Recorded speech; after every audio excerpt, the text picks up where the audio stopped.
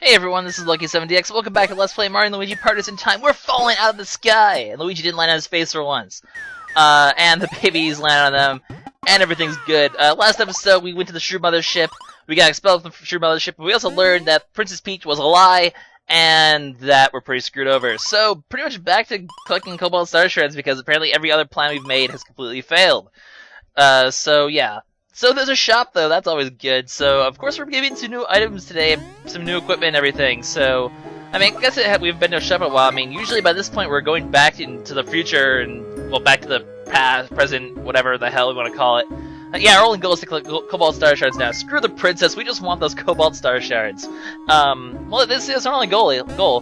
But yeah, so we got our shop now because it's been a while since we've had a shop. So, here we go. Mario jumping up and down, there's a grandma here, and, yeah, this is Toad Town. Toad Town, obviously pretty ruined by the whole Shroob massacre attack thing. Kinda makes sense, you know, they go for the only town apparently in the entire Mushroom Kingdom. I don't know, I guess the Yoshi's Island counts as a town too, but... And Holly Jelly counts as a town too. Okay, fine, whatever. This is like the main town, I guess. This is like maybe like what Hyrule Castle Town is to Hyrule Castle. That's always what I've considered it. Anyway. So welcome to the shop. I do love these shops. They have some really great stuff here. For starters, their clothing, as you can see, a huge boost in either power or HP, depending on which ones you do. Both really, really, really good ones. Now, for the adults, it doesn't make a difference really which one you do because they both increase the stats by about the same total number. I'm gonna go for power for Mario and HP for Luigi because, you know, I kind of have this whole power tank sort of dichotomy going here. Now for the younger ones, as you can see, the power ones give a lot higher stats total than the HP ones do. Like, you know, it gives 15 and 7 for here, and the other one gives, I think, 20 and 8 or something like that. So it gives more, you get more overall stats, or no, it's 17 and 10. So you get 27, you get like an extra 5 stats by doing power. So I'm going to do 2 power ones. Plus, you know, their HP is just, I mean, they're babies. Hopefully I won't have to fight them that much. I don't think that much HP is going to make that much of a difference. Badges, these are mostly stuff we don't really need. Salvage badge, I mean, we can get items back, but I don't really care about that. Risk badge, we already have that.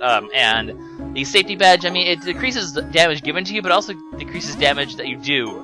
So, I don't want, I could give it to Luigi and make him like the ultimate tank, but then he'd be completely useless in battle to begin with, and that's kind of silly, so not gonna bother with that. Now the main thing that's cool about this is you get 2 amazing bro items here. Red shells, we'll see those soon. They function pretty similarly to the way that they do in green shells, except for 2 very important differences that I'll go over later when I actually use them. And mixed flowers, arguably the best bros item in the game. Maybe not for bosses, but for fighting normal enemies. Mixed flowers are just like, they're like ice flowers and fire flowers, and I'm just freaking, they're nuts. But anyway, there's little Shroob robots here. I actually forget the name of them, but they're all over this entire area, and they're kind of annoying. Now, as you can see, you can break them and shock them, and they'll start having like, electricity problems here. They do that spike ball attack a lot because it's kind of like the main mechanic. If you hit them with that, then all their attacks will reverse. Like they'll indicate, yeah, we're attacking Luigi like they did with that ball, but they'll actually throw it at Mario then. So you have to be careful once you do that counter attack. Their attacks will be a little trickier to dodge in the fact that they'll give you the wrong bro that you have to do for you. You sort of like think backwards, I guess. Anyway, so here we are in a decrepit town. What we're gonna do? We're gonna loot all the houses. That's right. You can enter pretty much every house that's not like on the side here. And you'll find items in most of them, so, apparently we're just looters. You know, the town's destroyed and patrolled by evil Shroob robots, and we're just taking all the crap we can. It kinda sounds like the typical cliche plot to, like, one of those post-apocalyptic movies, like, I don't know, I Am Legend, something like that, you know. Huge zombie/alien/whatever things destroy the world, and one guy has to save them after looting the towns for all the supplies he could possibly get, blah blah blah, and save humanity, blah blah blah. Yeah, we're just basically enacting one of those typical movies right now. I like the atmosphere of this town though. I mean, the music's been creepy. Well, not my favorite track by far, but it's kind of almost depressing to see it. I freaking fight for the babies. What the hell? Go away! But they do have another attack that we haven't seen yet, which is actually later in this video. Actually, the show they don't even show up an attack. Despite all the times I fight these guys, but they do this sort of Simon Says, like, you know, Shy Guy Says, very reminiscent of perhaps Mario Party games. where you have to basically jump the bro that he indicates. Now remember, everything's backwards if he's shocked, so if you do that one counterattack the ball, you'll actually have to do the reverse flags. So if he holds up the flag for Mario, you have to jump to Luigi. He'll occasionally hold up both flags. You can go ahead and you'll be safe by jumping at both then. So that's always good. Anyway, so nothing to really get over here. We're just going to go ahead and continue to loot this house. And there's even beans in here. We're even going to loot this house of all its beans. We're just taking everything. We're just betting the farm. That doesn't make any sense. Why did I say that? In here we'll just find coins. We'll just steal this family's. Well, then again, the family's probably already dead anyway. Or turn them to purple mushrooms, because apparently they prefer to just turn toads into mushrooms or use them for creepy Shroob fuel.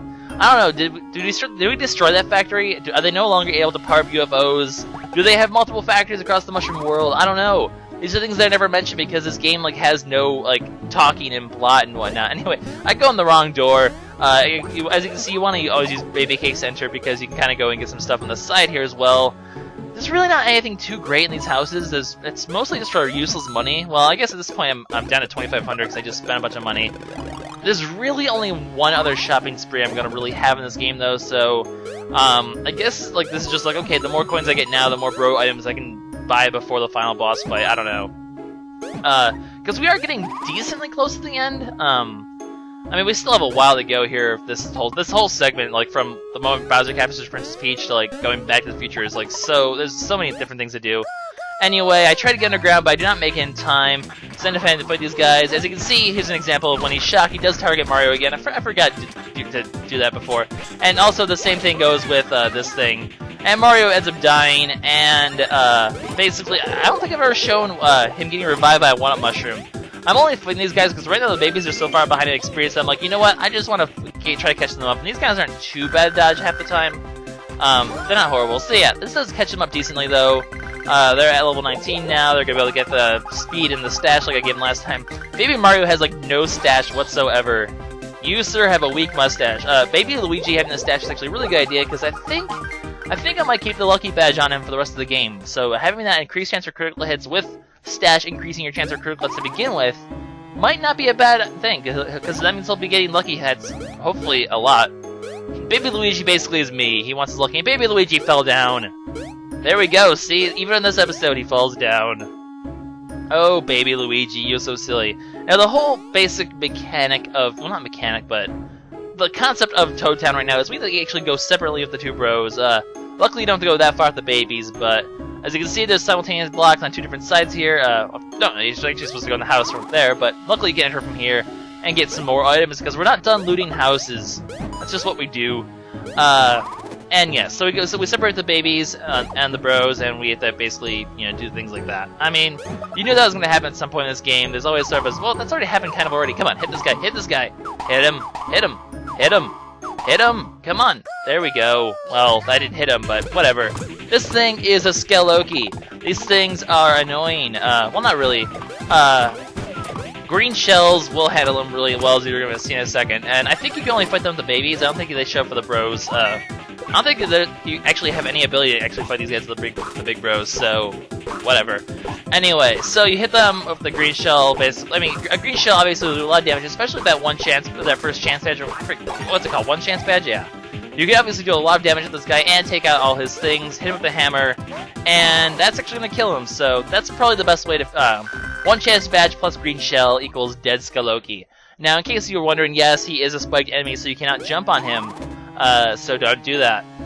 Luckily, I mean, that's probably why you can't fight them with the big bros, is because, well, you usually can't fight enemies that are spiked with the big bros anyway, considering they don't have a hammer. I don't know why they didn't give, Mario and Luigi, either hand abilities or hammers, so they can actually fight spiked enemies as well. Kind of a weird design choice, I guess. Anyway, we're gonna fight one of these guys again. I don't really particularly care for that, but as you can see, actually, if you hammer away all this stuff and he gets another turn, he will bring them back, as you can see, like that. And then you can go ahead and hammer away, and, well, actually, yeah, that's his other attack. He'll spread them out, you can hammer. If you jump over them, as you see, he'll get the things back. If you hammer them away, though, he'll actually not get his little parts back, so you'll get a free turn, basically, where you can whale him with a hammer. Otherwise, if you don't do that, it's really best that you, do the green shell or the red shell, because just hammering away, usually, it's not going to get you that far, and it's going to drag the battle for a while, so... At this point, don't hesitate to be using green shells and maybe like your bro flowers and ice flowers for enemies. I mean, it's usually, save the big ones for the last area for sure, but these little ones you can start using. Smash eggs. Smash eggs just suck. Forget about smash eggs. I don't think I'm ever going to use them again. They're good for getting items and really nothing more, so, they kind of got gypped in this game. I don't know. So we're going to go ahead. I'm going to go ahead and continue with the babies first, because their path is a lot shorter, so that should not be much of a problem. No Skellokey. Plus, it's pretty easy to dodge enemies if you stay underground, so take that to your advantage that enemies can't hit you when you're underground. You're like freaking moles. You just... I don't know, how do you dig that? How do you dig like that underground? They're just like, oh, we're underground, now we're safe. We can clearly move through the dirt like it was water. I don't know. Babies are magic. Then again, we already know that baby spit is magic, so I don't know. I don't know what this game wants to teach us. Then again, Mario and Luigi can apparently do the same when they grow up. So wait, they learn how to dig underground when they're kids, and yet in Mario and Luigi Superstar Saga, they still have to learn that technique anyway. Forgetful much of Luigi? I don't know. So we're gonna go ahead and continue up here and get a super drop. Then again, they obviously didn't have this game in mind when they were talking about Superstar Saga anyway, so whatever. Wibbly wobbly timey-wimey. At this point, I just want to say, like, okay, maybe these babies are from, like, an alternate timeline or something like that, because it's, like, the only possible way to make this whole plot make any sort of sense. So we continue onward. Toad Town is kind of a long area, actually, but it's only with this one screen, so we'll be getting through all this in this video. It'll be fun times. Here's actually a fun little segment where you have to kind of creatively use the Bros Twist and actually get these items. It's the only way you can get them, I'm pretty sure. Unless you can get up here. No, you can't get up here with the baby cake, the baby twist, because the blocks are too high for the babies to reach. So yeah, you have to do it like that.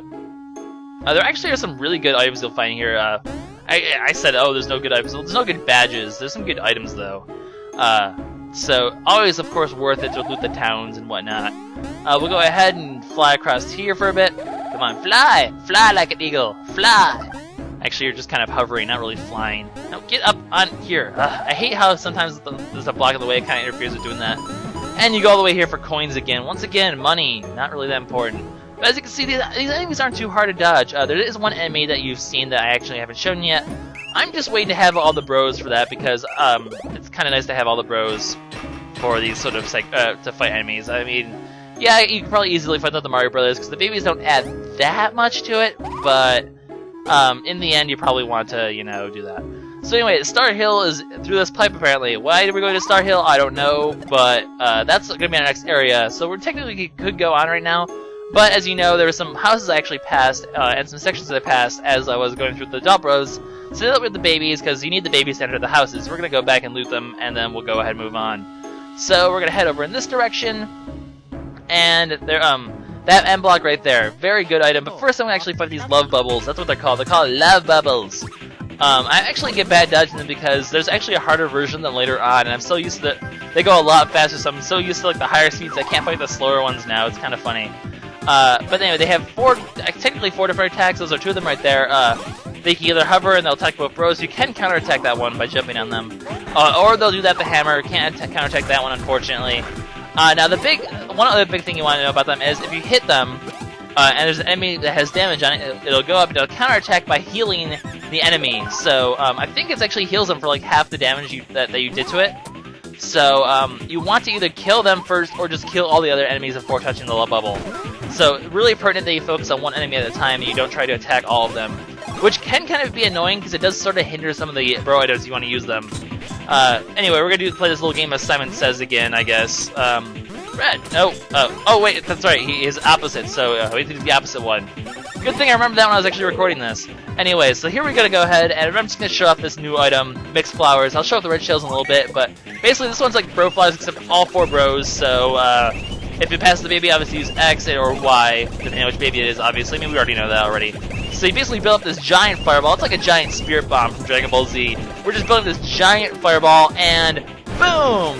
Look at how much damage that thing does. That thing pretty much can like one-shot all the normal enemies in the game, and it can hit. I don't think there's anything that's immune to it either. So it's a very powerful item for taking down groups. It can pretty much use that to one-shot them right away, which also makes them a very, very wonderful candidate to use for the treasure badge, so you can get a lot of items that way when you're fighting groups. And it'll definitely play to a strategy I'll be doing later to get some certain items. Now here we get an actually really good pair of clothes here. These are the Paraslacks. Now these increase your speed by like 80.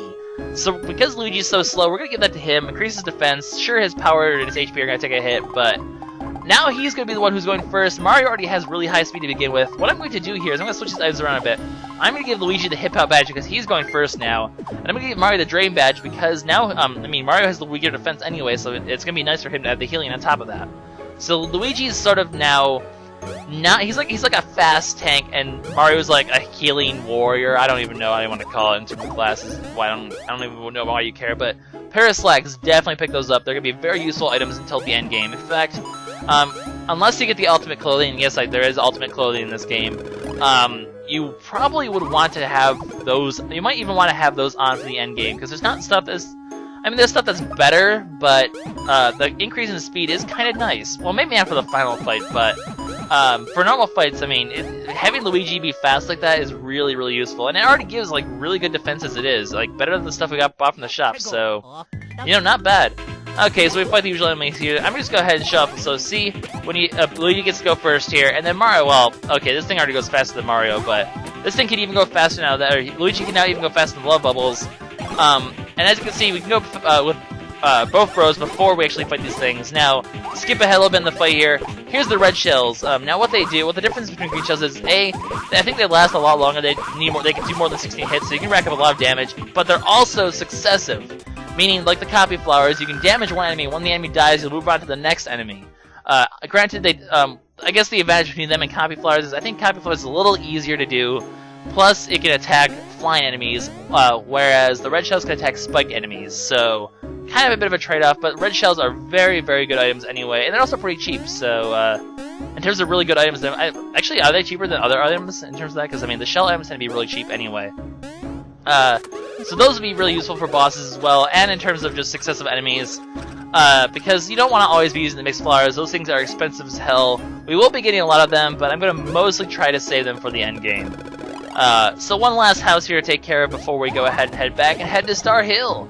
We're gonna head up here, and what do we have in this house? What is in this house? A bunch of coins, a bunch of green shells, just useless stuff. Oh, okay, maybe not useless, but dynamic badges we learned a couple episodes ago. Ironically, we're getting the advanced version of this badge already, but this one will massively boost attack item power, but it'll do 4 items per hit.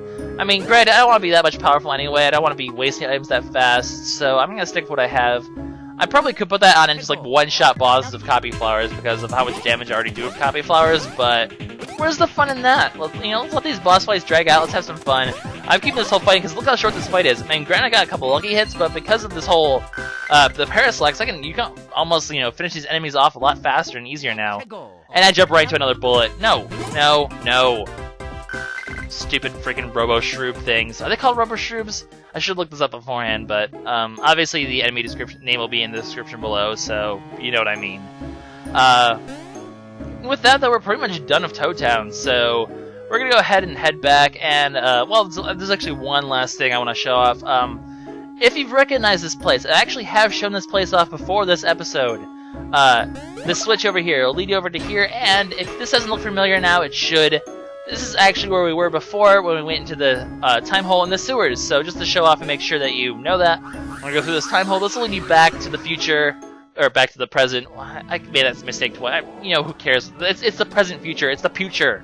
It's the present. It's the present. I don't even know it. Whatever. Stupid stuff. But you'll end up back in the sewers where we were before. I guess if you want to go visit Fawful for something right now, that would be a good time. Or if you want to, there's already a shop here, so I don't know what reason you'd have to go back to the future at this point. There's really nothing there. There's not really anything worth it. But if you want to do that, you can. I guess that's the important thing. So right here, basically we're going to head back to Toad Town and continue onward. This is LuckySevenDX signing out. In the next episode, we head to Star Hill, and epic shenanigans shall occur. The Cobalt Star Shards are acting up. Well, I wonder what that's all about. Well, we'll solve that mystery next time. So, yeah, see you guys later. Bye-bye.